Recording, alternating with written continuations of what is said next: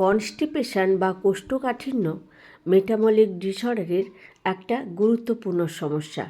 এই সমস্যা মাঝে মধ্যে সবারই হতে পারে, কিন্তু এটি যখন ক্রনিক পর্যায়ে চলে যায় সেটি কিন্তু আমাদের এমনিতেই যেমন কষ্ট দেয় নানা রকম, তেমনি আমাদের গুরুত্বপূর্ণ ভয়ানক সব সমস্যার জন্ম দেয়। ক্রনিক কনস্টিপেশনের লক্ষণগুলোর মধ্যে অন্যতম সপ্তাহে 3 বারেরও কম পায়খানা হওয়া, গুটি গুটি হয়ে পায়খানা হওয়া, চাপ বা কোঁত দিয়ে স্টুল বের করতে হয় এবং পায়খানা করে এসেও পরিষ্কার না হওয়ার একটা অনুভূতি, পেট ফাঁপা, পেট ব্যথা ইত্যাদি সমস্যা।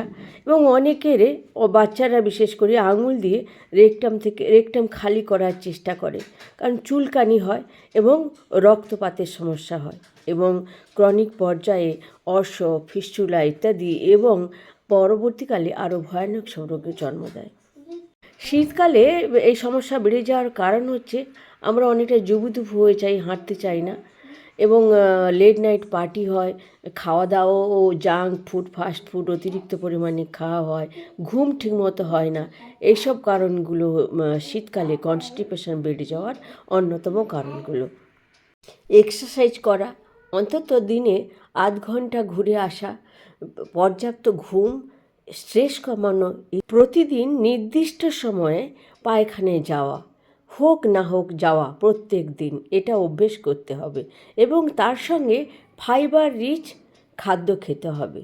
আমাদের শাকসবজির মধ্য দিয়ে, ফলমূলের মধ্য দিয়ে, হোল গ্রেনসের মধ্য দিয়ে আমাদের কিন্তু প্রচুর পরিমাণে ফাইবারযুক্ত খাবার খেলে এবং পর্যাপ্ত জল খেলে আমাদের এই সমস্যাটা চিরতরে চলে যাবে। দিনে 8 থেকে 10 গ্লাস জল, বিশেষ করে সকালে এবং যখন সময় পাবেন লিউকওয়ার্ম জল খেতে হবে। এই জলের সঙ্গে অবশ্যই 2 চামচ আদার রস মেশাবেন। ন্যাশপাতির মধ্যে রয়েছে সরবিটল নামক ফাইবার, যেটি ল্যাক্সেটিভ। আপেলের মধ্যে প্রচণ্ড পরিমাণে ফাইবার রয়েছে, পেকটিন। কলার মধ্যেও প্রচুর পরিমাণে ফাইবার এবং এটি আমাদের স্টুলকে নরম করতে সাহায্য করে। পেঁপের মধ্যে থাকা পেপাইন এনজাইম হজম করতে সাহায্য করে এবং প্রত্যেকটা ল্যাক্সেটিভ। প্রুনস বা ড্রাইড প্লামসের মধ্যে থাকে সরবিটল।